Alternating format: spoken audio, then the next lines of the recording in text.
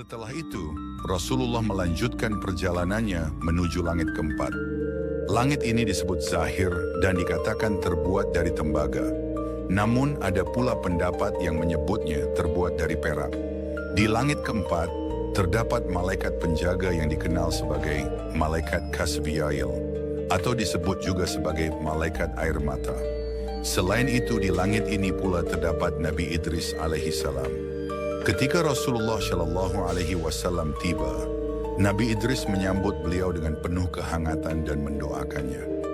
Dalam kitab Qasasul Anbiya diceritakan bahwa saat Rasulullah melintas, Nabi Idris berkata, "Selamat datang wahai saudara yang saleh dan Nabi yang saleh."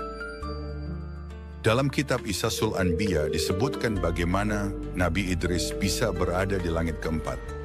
Allah Subhanahu wa Ta'ala berfirman dalam surah Maryam ayat 57, "Dan kami telah mengangkatnya ke tempat yang tinggi." Ayat ini menunjukkan bahwa Nabi Idris alaihissalam diangkat ke derajat yang tinggi.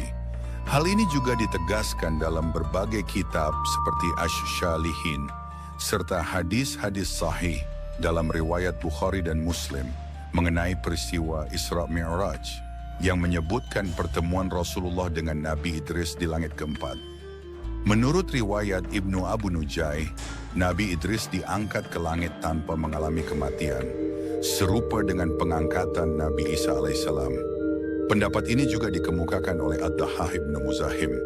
Namun ada pula kisah yang menyebutkan bahwa malaikat maut pernah mencabut nyawa Nabi Idris sehingga beliau meninggal dunia. Malaikat maut yang merasa sedih kemudian berdoa kepada Allah agar menghidupkan kembali sahabatnya Nabi Idris. Doa itu dikabulkan dan Nabi Idris dihidupkan kembali. Setelah dihidupkan kembali, malaikat maut bertanya kepadanya, "Wahai saudaraku, bagaimana rasanya mengalami kematian?" Nabi Idris menjawab, "Jika seekor hewan dikuliti hidup-hidup, maka rasa sakit kematian itu 1000 kali lipat lebih menyakitkan." Malaikat maut pun berkata, "Padahal aku telah mencabut nyawamu dengan cara paling lembut yang pernah aku lakukan."